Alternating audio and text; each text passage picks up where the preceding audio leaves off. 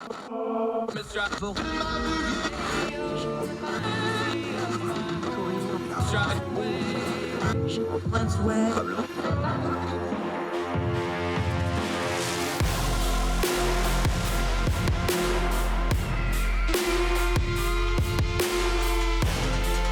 your host, Andrew Donaldson.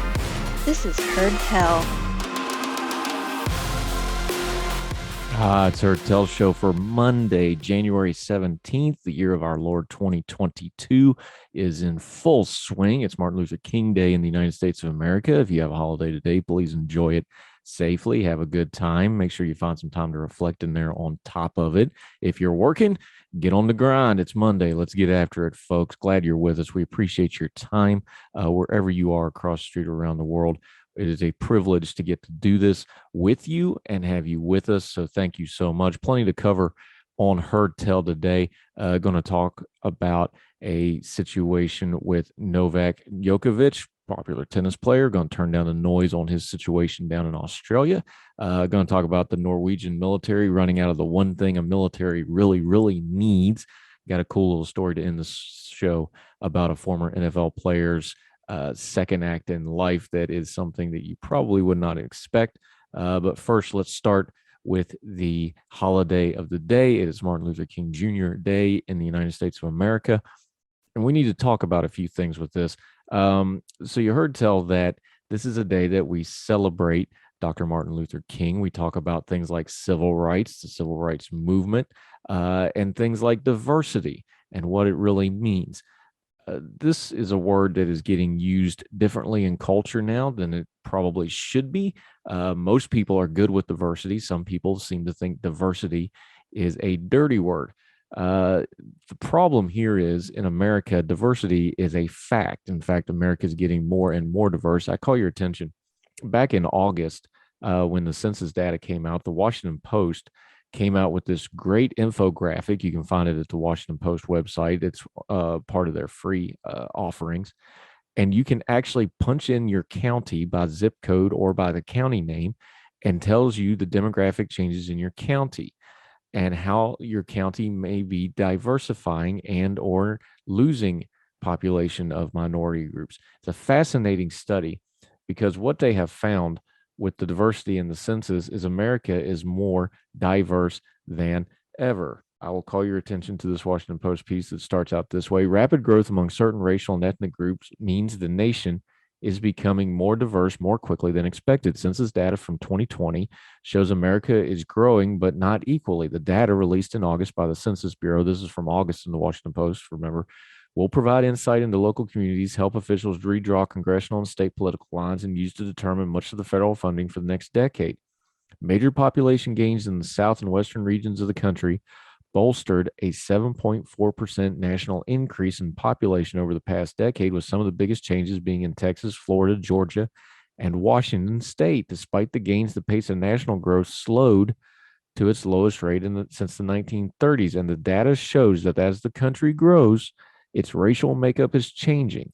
In an increasing number of places, no individual race constitutes a large majority of the population. The biggest drivers of both growth and diversity, the Hispanic population, which accounts for 9% of the overall growth in U.S. population. And despite what you may have been told, it is not immigration. Immigration is only a portion of that growth. Most of it is folks that are already here, and its natural increases more births than death. Their birth rate is very high.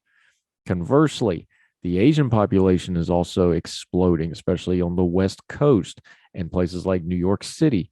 The Asian growth is heavily driven by immigration, and that population is growing faster and faster. A large portion of growth in the Asian population can be attributed to immigration. Since 2009, the increase of Asian immigrants counts higher than such numbers for Hispanics. Almost 60% of Asian Americans were born in another country. The Asian American population grew by 36% over the last decade and shows that it's not going to slow down anytime soon.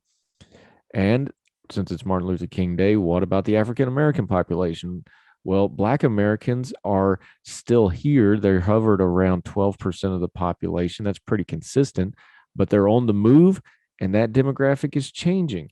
The movement of Black Americans away, again, this is from the Washington Post, the movement of Black Americans away from places like Chicago echoes patterns of the Great Reverse Migration, slowly beginning in the 1970s and continuously gaining traction. The group is moving to the suburbs and back to the South. Black people are moving to the South from a multitude of reasons: greater economic opportunity, lower cost of living, and high cultural and familiar affinities. While the Black population is shifting across the United States, it is also changing shape. Black Americans who identify as a single race are aging, adding 5 years to the median age since 2000, while multiracial Black people are younger than any other group. They have a median age of about 16. This is data from the Washington Post and the census again. Hispanics are the largest non-white U.S. population under 18, followed by Black people as the second largest non-white group in the same range. They also talk about American Indian, Alaskan Native populations that are also growing. That is through mostly birth rates and identification. And then here's the kicker. White population falls for the first time. This census marks the first decade the total number of people who identified non-Hispanic whites declined. The population decreased by 5.1 million. It is the first time this has happened in 230 years that the enumeration of the census has started. The white population suffers from two disproportionate characteristics that define their decade: high mortality and low fertility. The shift means the group is growing older and the nation's younger generations are becoming less white over time. As recently as 1990, 3/4 of the U.S. population identified as white, a portion that is rapidly declining. Now only 57.8% of the population identifies as white. Roughly 4 in 10 people identify as non-white, a figure that is predicted to continue to grow, and the nation moves towards the next decennial census in 2030. What does all this mean? There are folks who will use this for all kinds of cultural and political reasons.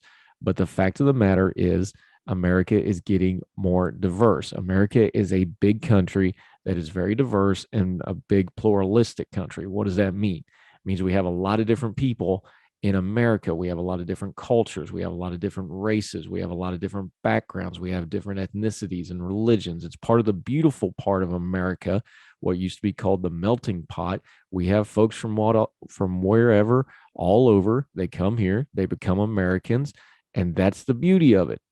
But there's still that small percentage of folks who just don't like that, or they fear that. They hear a stat like white America is declining, and they have a problem with that. Why? Why do you have a problem with that? Writing in Ordinary Times for this Monday, this Martin Luther King Day, I put some of these thoughts into writing, and sometimes I'm more articulate when I write than when I just speak off the cuff. So I'll just read you a little bit from there. And I cited the same data I just ran through with you about diversity. Diversity is happening whether you like it or not, so you better just get good with it. And if you're not good with it, you need to explain why. But writing in Ordinary Times, I put it this way. I said, long story short, America is increasingly diverse.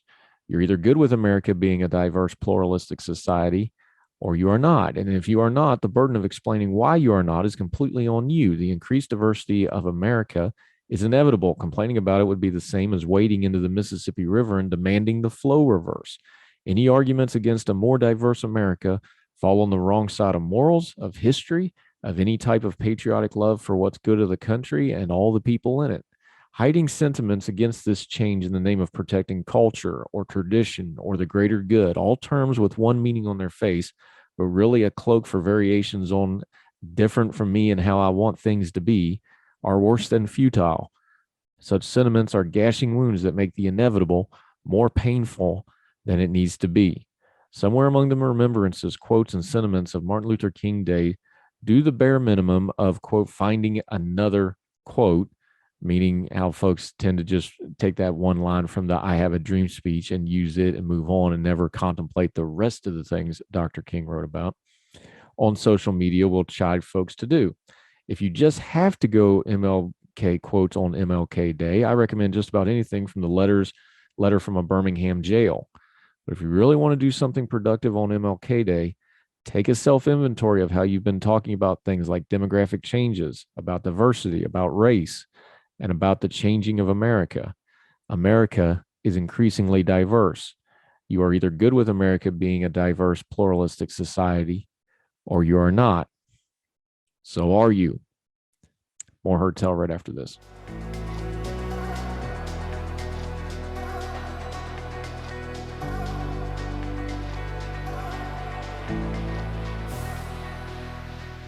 Welcome back to Heard Tell. Let's turn down the noise on something that got really loud in the sports world and spilled over to the culture and politics world.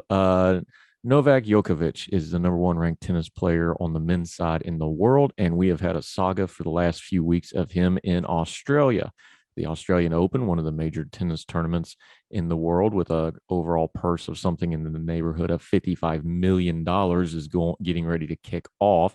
And Djokovic had come down to play in it. The only problem was he was not forthcoming on his immigration status when he filled out his paperwork for his visa to come into the country. Now, let's stop right here and preface a couple things. Australia has had absolute total lockdowns. They have had very strict rules for their COVID-19. We had Emily Dye on the Heard Tell program. You can go back and listen to that full-length podcast from a few months ago when they were completely locked down. They were not allowed to go outside. Australia was arresting people for exercising. They were stopping people to make sure they had the correct reasons to be outside. By just about any Western country's standards, their lockdowns were some of the most severe that we've seen. They've been highly controversial. The government there's under pressure about it. They've been slow getting the vaccines into the country. There's all kinds of issues going on. That's the backdrop that all this goes on. So if folks like Djokovic and his supporters want to say there was a political motivation here, they've got a point. There is a political motivation here. The government of Australia has been, I would say, almost draconian in the way they have used lockdowns to try to deal with the COVID-19 situation. It's caused a lot of problems inside of Australia. So, of course, yes, there's a political element. But what we do here is we turn down the noise. There's no version of this story with Novak Djokovic that doesn't start with Novak Djokovic. Nobody made him not have the correct paperwork. Nobody made him lie on his immigration form. Nobody made him go to Australia if he didn't want to be vaccinated. Nobody made him go do photo shoots and interviews and all these other things where he would be exposed. And then all of this is, of course, caught on camera, and all this video of him doing these things surfaced, which showed that he had not been forthcoming and truthful on his immigration form. All of that is on Novak Djokovic. He could have had some personal responsibility here and just said so and would have solved a lot of this problem. Now, what's happening on social media is everybody is grabbing this story and slamming the nice square peg of this story of a privileged athlete not wanting to play by the rules, no matter how dumb those rules may be, no matter how much you disagree with those rules, they're still the rules. He didn't want to play with them, and now he's got consequences. But they want to take that square peg and slam it in the round hole of their priors on what they think about COVID. You'll see a lot of, well, if they can do it to the best tennis player in the world, imagine what they'll do to you. Well, sure, if you try to go to Australia, lie on your immigration form, go and do photo shoots and other things when you know you've been exposed to COVID and you know you're not vaccinated, all those things are on, once again, Novak Djokovic. There's this thing going on with COVID and a lot of other things in society, but COVID is just one way it's showing, where folks are confusing freedom and rights and consequences. If you're not going to follow the rules, that's fine. And you can say the rules are dumb. You can say they're bad rules. Matter of fact, one of the great problems in a free society is balancing what a good and bad rule is and what to do when a rule or a law is bad. But there's still rules and there's still laws. And if you knowingly break those rules and laws, there are consequences.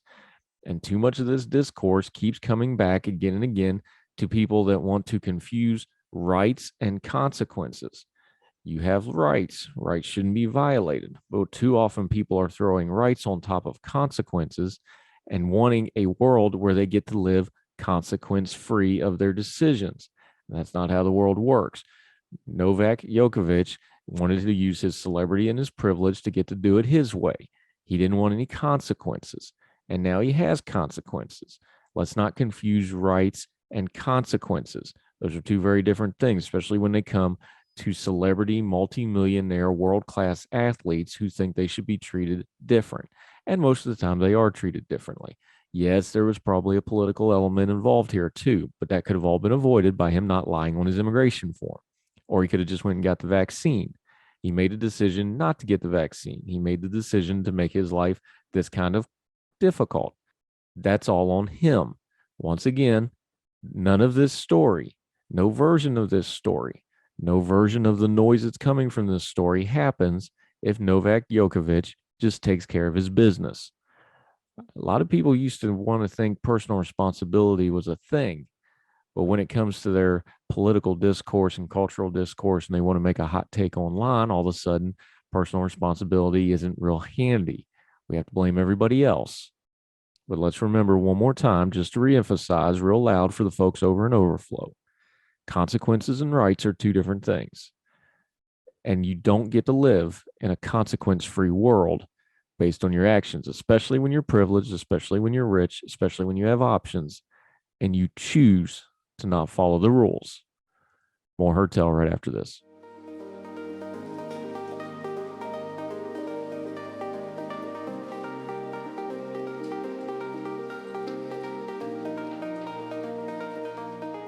It's Herd Tell Show. He's back from our friends over at elections-daily.com who does excellent work. Make sure they are in your information rotation.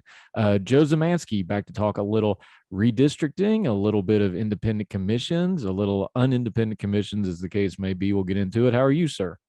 I'm good, Andrew. Then thank you for having me on this afternoon. Yeah, we love having you. We'll keep having you on because it's an election year. I don't know if you heard. There's going to be some elections this year, so we're probably going to be talking to you and the Elections Daily crew a lot. Let's start with some nomenclature before we dig into your latest piece on the redistricting commissions. I think the nomenclature gets lost, so let's just make sure everybody's on the same song sheet here. One person's redistricting is one person's gerrymandering. So let's just go over the nomenclature. Redistricting, gerrymandering, what's the difference? Which one's righteous? Which one's not righteous? Or are these just shovels and you can use them to bury your neighbor and or dig for buried treasure? It's just all in how you use it. Yeah. So redistricting is, excuse me, a process that any state over a certain population, or basically any state that has multiple, that has been given in apportionment, that's done by the United States Census every 10 years, multiple seats at our House of Representatives, they have to redraw those congressional districts based on those census lines every year, every 10 years when that census news comes in. So that's really the key thing when it's redistricting. It's meant to be a fair process where legislators get together from the state, from all these states. They come together in their own separate states. They hopefully create a map that is fair and creates proportional representation in their state.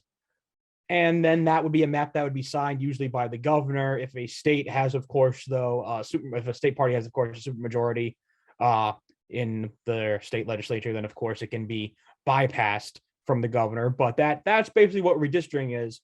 And then gerrymandering is basically taking redistricting and turning it into something that's supposed to be favorable for one party or another. We've seen some really extreme cases in recent years. You look at Texas and Ohio for places like Republicans. You look at places like Illinois for Democrats, with Oregon kind of in that range, as well as it seems like New York seems set to very much join Illinois in the range of very strong Democratic gerrymanders potentially.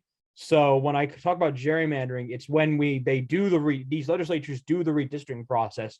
They do it in a way that makes sure to favor their party. They draw the lines in weird ways. They connect areas that maybe do not have any interest together, except they vote for the same party. They connect those together to make sure that the seats that they draw, most of them, or maybe even in some cases, all of them, are favored to the party in power instead of a fair and equalized map. Yeah, and to be fair, let's just get this out of the way up front because I can already hear people howling about it because I talk about this online like you do. So I know where we're going with some of this. There is a lot of undue stuff that happens with gerrymandering. There's a lot of really unfair stuff. I know in my home state, We not only we lost a congressional seat, so we had to get rid of that, but they also redid the entire House of Delegates structures, went to 100 House of Delegates. And you have fun stuff like every single county has to be its own county. Oh, wait, there's this one place in Dunbar Institute where it's a majority neighborhood. Now we're going to go street by street. You get kind of nonsense like that. So to be fair, there is malfeasance and there's real harm done when these maps are not done fairly and equitably and not done thinking of the people first and not political power first and foremost, aren't they? Absolutely. And, gerrymandering has been, there's been data that in some cases has shown that when you do gerrymander, it actually turns down political participation in the state because of a lot of what these gerrymander maps do is create, for the most part, very uncompetitive seats. If you look at state of Illinois, there's really only one truly competitive seat, and that's a Biden +6 seat that drags all the way from Rockford to Peoria and across a couple of blue states on the Illinois-Missouri border. So, it's very hard when states gerrymander for them to then create competitive maps. Texas is the same way. Really, there's only one truly competitive seat in Texas's 15th district. That's really it. So that's kind of what happens here of gerrymandering, is that not only does it create a very strong imbalance of power, it also turns down voter interest and voter turnout because they know that their congressional seat is going to go one way or another, no matter what, under these gerrymandered maps. Yeah. Now, one solution, there's a lot of ideas on how to fix gerrymandering. There's no way to fix it because that's fixing human behavior. So let's just get that out of the way. But one thing that people want to try is they boast of independent commissions. We have some data now. You have the initial redraws from some of these independent commissions. Just real briefly before we get into it, though, what is the idea behind an independent commission as opposed to the state legislature or the state elected officials doing this? The idea behind it is usually, when it comes to independent commissions, is usually creating some citizen dumb process. Usually this process will see anywhere between 6 to 12 citizen selected commissioners who would apply for the job and then would basically be like lots, be pulled out of a system. And then those 12 would become commissioners who would be tasked to redraw the maps. Sometimes in a state like Michigan or Arizona, there are selected from a Republican bowl, and then some selected from a Democratic bowl. And then in Arizona, there's one person who's supposed to be an independent chair. And then Michigan, there are 4 people who are registered independents who are then selected to be commissioners. So, those are just 2 examples. That's really the main thing of this idea, is that's supposed to be a citizen system where legislators are not involved in the process, supposed to be not involved in the process, I should say, in any way, instead of in the process of redrawing their maps. And it theoretically should create a fairer and more balanced system of representation in the states of the United States of America. All right. But now we've gone through the process. We've got a couple months into this. We have maps on paper. We have laws on the books. Did they work? It depends on what state you're looking at. When it comes down, the state I go to college to, and the state, if you follow me online, it's one of 2 states I cover a lot, and that's, of course, the Commonwealth of Virginia. The Commonwealth of Virginia in the state of 2020, as voters were electing Joe Biden president and electing Mark Warner back to the Senate, voters by a relatively heavy margin, I believe around 30 to 35 points, passed a new amendment to the Virginia Constitution that the redistricting process for the House of Representatives, the state Senate, and the state House would now be led by a theoretical independent commission instead of the state legislatures. But the problem that showed up was that this commission still allowed state legislators in the process. There were 3 citizen commissioners from each side, but also there were 3 legislature commissions from each side, which very quickly became a problem. Republicans led by State Senator Ryan McDougal were not necessarily doing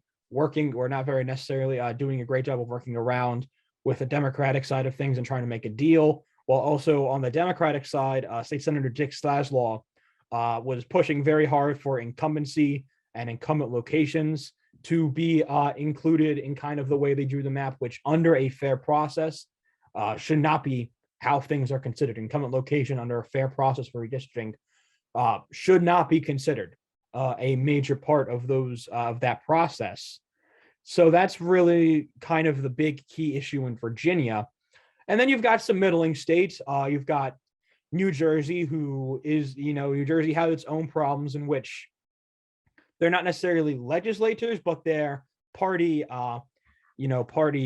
connected, 7 party connected members are put together on a commission from 7 from each side. And then there's one apparent independent member who, if the 2 sides cannot come to a deal, will pick a map from either side.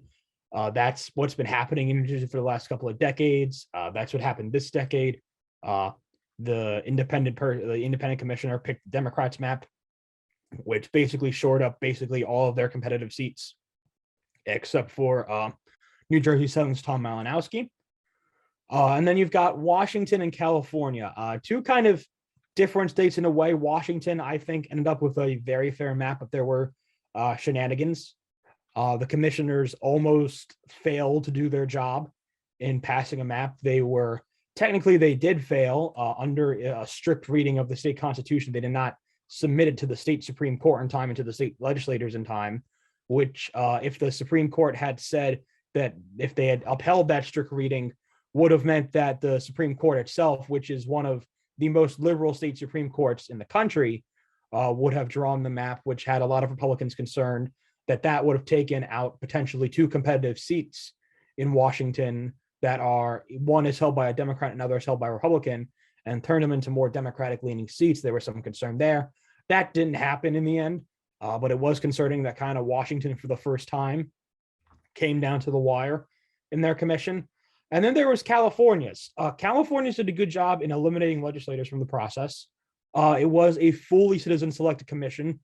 But as there has been in the past with California's commission, there's been concerns. The Central Valley region of California had no commissioners on the commission. There was no one from that part of the state there, and that was kind of the part of the state that kind of got played around with the most. Of some of the Republicans that were on the commission, they came from areas that were not necessarily indicative of Republicanism. There was a Republican from Berkeley on the commission, and if you know anything about the city of Berkeley, it is that Jill Stein got more of the vote there in 2016 than Donald Trump did in 2016. So if that tells you anything about the city of Berkeley, there it is right there. So, California, in pure look at 2020 numbers and pure numbers of Biden to Trump seats, is not unfair. What California's commission did do, however, is make sure that there was, in general, a lack of competitive Democratic seats, especially in the Central Valley. There are fair ways where you can draw a similar map that creates about Biden plus 2 or 3 Central Valley seat, and ways that you can create more competitive seats around Orange County. But instead, what Democrats, the commission did, was that they created a more competitive seat in Riverside, surprisingly, for Ken Calvert, who was most of his career had a relatively safe seat in Riverside County in the Republican parts there, and they instead drew his seat in a particularly weird way that makes it only about a Trump plus 1 or 2 seat from 2020. And not only that, they drew what is now California's 3rd district from what was about a Trump plus 6 or 7 district. They've made that about a Trump plus 3 district. And at the last second, there was supposed to be only about a Biden plus 5 district that would be held by Congressman Mike Levin. But they made a last second change from the seat that saw the seat draw in a bluer part of San Diego County. It's an orange to San Diego, northern San Diego County seat. It drew in a more blue part of San Diego County and made Levin's seat more blue than it was, and likely makes him definitely a little bit safer than it would have been on what was almost the final map. So California's problem, if you look at it, just again, pure partisan numbers, not necessarily unfair, but they do not necessarily do a very good job of creating many competitive seats, especially in areas where there could have been potentially more competitive seats, especially looking at Central California, so the Central Valley and Orange County. There could have definitely been a more competitive seat or two in those two areas, especially. Yeah, he's Joe Szymanski. He's from elections-daily.com. He brings us startling insights like Berkeley is somewhat liberal. And we're going to continue breaking into some of these redistricting stories. We're going to talk about a couple states, some surprises, because there's almost a juxtaposition of states that had really smooth elections or having really messy redistricting fights. We'll get into that with him right after this on Herd Tell.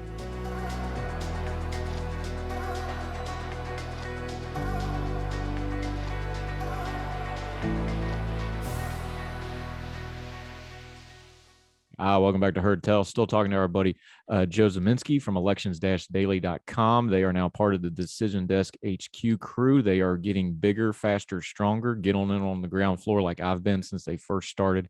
Good folks, good information. Put it in your rotation. I'm a little perplexed when I read your article at elections-daily.com. You have Virginia, which had a very contentious election, but mechanically that election ran really, really smoothly. There wasn't too many hiccups in it. Their redistricting is a mess.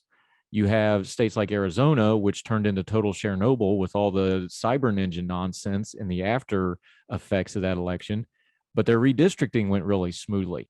That doesn't make a lot of sense to us. Or is it a reaction to the elections? And then folks that maybe didn't get what they want in the elections, they go to look for getting theirs in redistricting. Why is that? Can you explain that? Or did you notice that trend as well? That's something when I look at it, I look at what Arizona's was. And I think I mentioned this in my article, but Arizona had a lot of underlying issues in their 2010 redistricting period, and their redistricting for 2011 to 2021. The chair at the time sided a lot with the two Democratic commissioners, and there were a lot of 3-2, basically partisan line votes on the commission for this past decade. Now, for this upcoming decade, the latest chair, the independent chair, Erica Newberg, very, very much said that she wanted to avoid that same nonsense when it came down to the redistricting process. She wanted to make sure that there was, all approval all around. She wanted unanimous approval on these maps. And Newberg was very firm in that. She listened to all sides. She sometimes early on agreed with Democrats on certain things, and on certain things she agreed with the two Republican commissioners.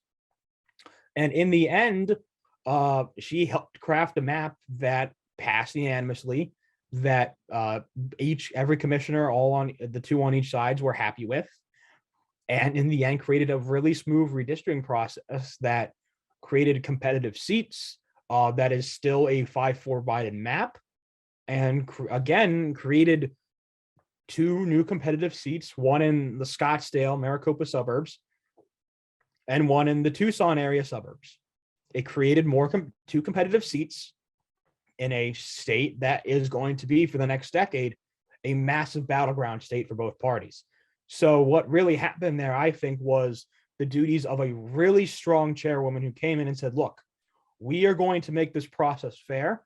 I am not going to be someone who looks to agree with every side every time. We are going to get this done, and we're going to make a fair map done, and we're going to make people hopefully have trust in some of our systems again here in Arizona. Yeah, still talking to Joe Szymanski. Let's move forward. We were looking backwards with the redistricting stuff. Let's look forward. You've put out your first list of House seats. Everybody knows historically and cyclically what midterms usually mean. We are up to, I believe, 26 Democratic either retirements or not going to run for office now. We also know that redistricting, because of the way the state legislatures and that process, Republicans are expected to pick up seats there. It's a lot of noise right now, so turn down the noise for us. I know it's a way too early prediction, sure to go wrong. How bad's this bloodbath going to be for the Democratic Party? Are we looking at double digits? Are we looking at dozens and dozens? Are we looking at a 40-point historic wave? What do you think we're looking at right now? I think right now, if you look at the way the map's drawn, and I think what a lot of people have underestimated right now is that while, yes, Democrats have gotten some victories in Illinois and California, in other states, and just the way things are drawn and the way that the environment is right now, there's a lot of states with, seats that were, between Biden +2 and Trump +2, that we'd say are going to be favored towards the Republican Party. That's kind of really the thing with these midterm election years, is that these are seats that are going to be, favored for Republicans, not by a whole lot, but they will be favored for Republicans. Right now, if you look at our ratings right now, and we haven't pulled up the full update yet, but with some states, of course, finishing from our first update, we have about, if I look at my numbers here correctly, we have about 149 seats right now that we'd say are favored to Republicans right now. And of about our 15 toss-ups right now, only 4 of those seats are held by Republicans. 11 of those seats are held by Democrats. And, that is going to be the way this year's going to go. A lot of these seats that are in the range of, I'd say, around Biden to Trump +5, Biden +5 to Trump +5, these are going to be competitive seats that, if the environment stays the same way it is right now, they're probably going to go to Republicans. That's why right now I'd say I have Democrats losing around 20 to 30 seats right now in the House of Representatives, which they only need to lose 5 to lose their majority. I have Republicans. I think right now, if you look at where seats are going and which seats are going, I would be fairly confident in saying by this time next year, we'll be dealing with a new Republican majority in the House of Representatives. Yeah, it sure looks that way. We're talking to Joe Szymanski. Just to put a bow on this real quick, what I think bellwether states are way overblown. However, I do think there's a couple things to really watch for. I've kind of dog-eared Georgia because I think that's going to be the Trump folks. That's kind of been their Alamo. They're still smarting over the special elections there. I think Georgia is going to be kind of the one to watch. But what's your state going into these midterms? What's the state you're looking at and going, I'm paying attention to that because that's going to have some ripple effect, and that's going to be something that I'm paying a lot of attention to? I'm gonna first of all give a small shout out to my home state of Pennsylvania, who was in every year it feels like always has something going on. But the real state I'm really gonna be looking at this year is the state of Nevada. And if we see Nevada, it's going to have 2 competitive races. It seems like they're going to have a competitive race for governor, and they also have a Senate seat up that looks for sure to be competitive. This is a state that really didn't move that much, even though Joe Biden won by 3 points more nationally than Hillary Clinton did and won a majority of the vote. Excuse me. It's a state that basically didn't move from its 2016 feature. This is a state that doesn't have a whole lot of college-educated voters, especially around Las Vegas and Clark County. Has groups of Hispanic voters that we have seen trend rightwards from 2020 and 2021. So if Republicans win Nevada, both the governor's seat and the Senate seat on the night, that probably means it's been a pretty good night for them. And that's probably a show that not only have they almost for sure flipped the House of Representatives, but that also likely means that they've flipped the United States Senate as well. Yeah. Do you think Nevada keeps their caucus? I think they do. Just because it's a state that's fairly important. And I think it's a state that they see themselves as a state that could become first in the nation for Democrats. So I think right now they want to sell themselves off of that, and we'll see what happens with it. Does Iowa keep their caucus? Absolutely not. we hope, all due respect to our friends in Iowa, but what a total cluster that was. Joe Szymanski, we really appreciate it. Let folks know where they can follow you on social media and all the great work you're doing at Elections-Daily, especially right now, because you have some election tools on there, you have some interactive tools on there, and you have these ratings we were just talking about. I'm assuming you're probably going to be updating pretty regularly. Yeah, we should be having Senate and gubernatorial ratings for 2022 coming out shortly. You can follow me at Joseph Szymanski. That's SZYMANSKI on Twitter.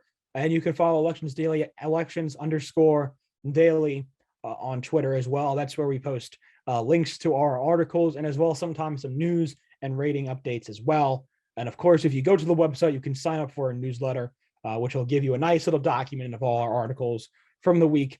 Every week on Monday, it'll give you your articles from the last week.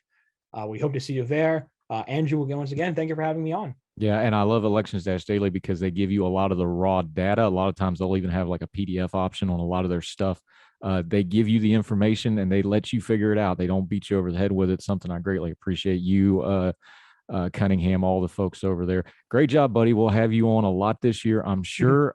You be well. Enjoy the last of your break there, and we'll talk soon. Thank you very much, Andrew. Have a good rest of your day. Thank you, Joe. Appreciate you, sir.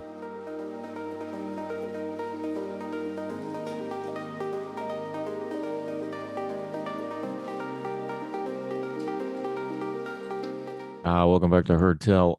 We cover all sorts of stories here, but this is one to make you a little bit more thankful. I know as a veteran of the United States military, this made me very thankful for how the United States military does things.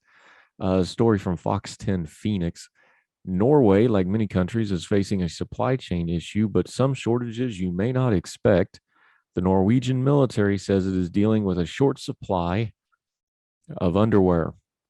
It is now ordering conscripts to return their underwear, bras, and socks after the end of military service so that the next group of recruits can reuse them. Until recently, the roughly 8,000 young men and women who every year do their military service returned their outer clothing, but were allowed to leave the barracks with the underwear and socks they were issued. The Norwegian Defense Logistic Organization handles supplies for the country's military branches. It blames, quote, a challenging stockpile situation, and said the move is necessary to provide the armed forces with greater garment volumes available for new soldiers starting their initial service. The used items are laundered and then checked for quality before being reissued. Thank God. Press spokesman Hans Messerenset said that the proper checks and cleaning the reuse of garments is considered an adequate and sound practice. Military service is mandatory for both men and women in Norway and lasts between 12 and 19 months. There is one item the soldiers are allowed to keep. It is their beret. Fraudulent Forum reported that supply shortages have, quote, had a recurring problem for years in the military. In June 2020, a third of the soldiers' clothing and equipment was missing. Say what you want about the U.S. military. They did not reuse our underwear and socks except for ourselves. Thank God we're not in Norway. Thank God none of us are at war at the moment. More Heard Tell right after this.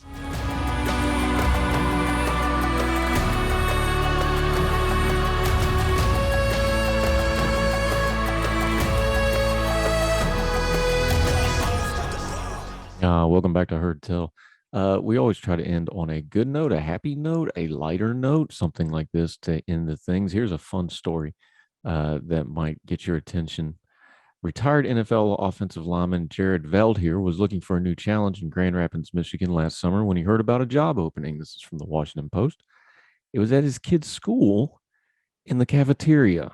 The Catholic school needed someone to oversee cooking and serving lunch for about 260 students from preschool through 8th grade. The previous manager had quit, and the school wanted to line up somebody quickly because classes were to start in 2 weeks. I wasn't looking to become the school lunch lady, but I figured this was something I could handle, said Veldheer, 34, who was once named the NFL's most indispensable players. Veldheer, who had played for several teams, including the Green Bay Packers, the Denver Broncos, the Oakland Raiders, said he was intrigued by the job in part because he loves cooking, and also as a professional athlete, he spent a lot of time focused on nutrition.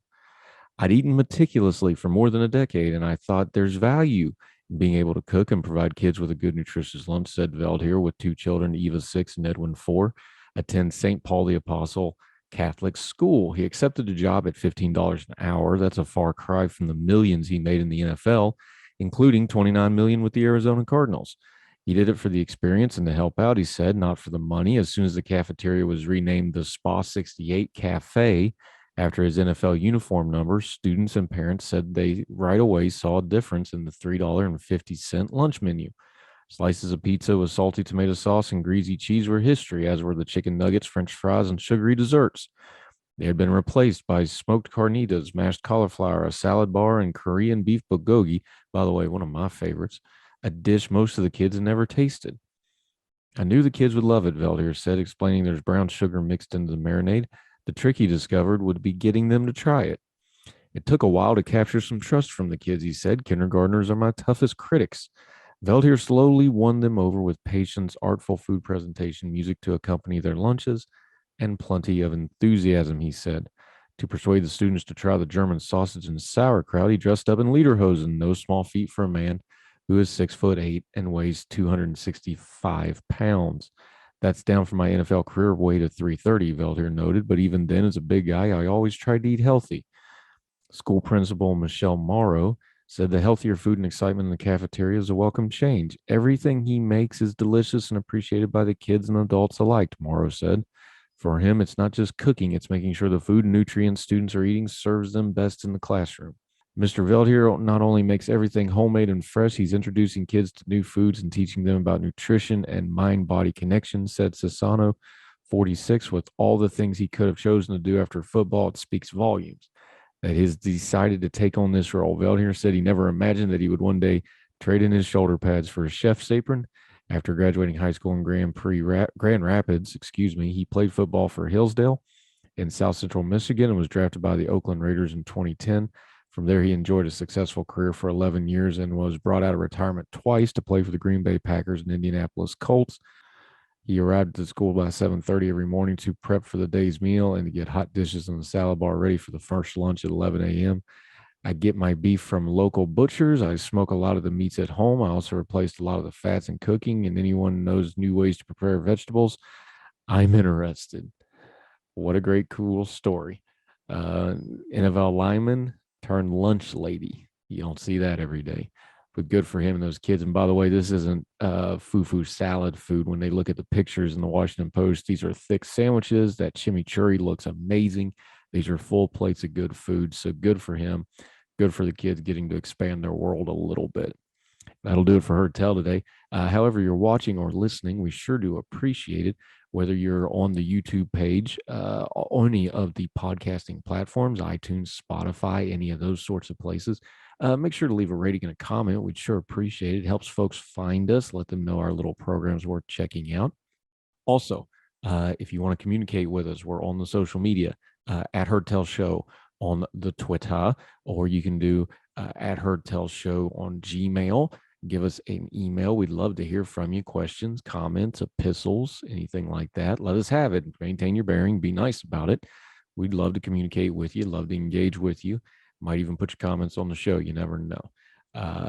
Also, on the YouTube page, we have a playlist of just the interviews. It's called Heard Tell Good Talks. If you sign up and subscribe for free at the YouTube page, you can get that. That's always fun. Makes it easy to find the great guests that we have on the program. Also, if you want to do us a favor, get on your social media. All of the platforms that you're listening and or watching this program on has a share feature. Put us on your social media, share us, let folks know where they can find us and check us out. We'd sure appreciate it. Only costs you a click, but it means the world to us. And we're going to keep doing this as long as you keep watching and listening. And there's more and more of you watching and listening. We have grown week over week since we started doing the daily program. We did some numbers up for the Young Voices folks. It was kind of remarkable to see just how many of you are with us and have stayed with us. And we appreciate you so very much. So that'll do it for us. Wherever you are, we hope you are well. We hope you are well fed. We hope you and yours will join us again tomorrow for more Heard Tell. See y'all tomorrow. All the music on Heard Tell is provided under a Creative Content license from monstercat.com. Somos la máquina.